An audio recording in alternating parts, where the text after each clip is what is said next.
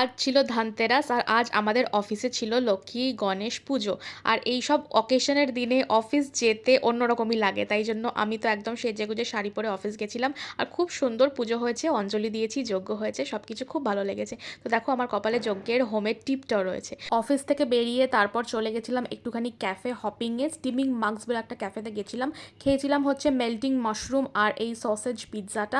খাবারটা একদমই up to the mark ছিল না, খুব একটা খারাপ ছিল না, বাট কিছু ওয়াও ফ্যাক্টরও তার মধ্যে কিন্তু ছিল না।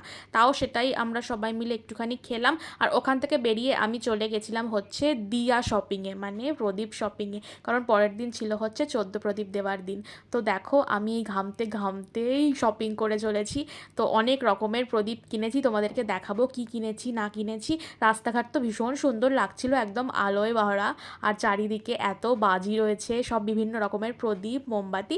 আর তার মধ্যেই দেখলাম পাড়ার প্যান্ডেলে কিন্তু মাও এসে গেছে। তো সেটাও কিছুক্ষণ দাঁড়িয়ে দেখলাম। আর যেহেতু ধানতেরাসের দিন একটুখানি ধাতু কিনবো না, আবার সোনা দানা তো কিনতে পারবো না, একটুখানি নয় বাটি চামচই কিনলাম। তো সেটাই কিনলাম আর এইভাবে কাটলো আমার ধানতেরাস।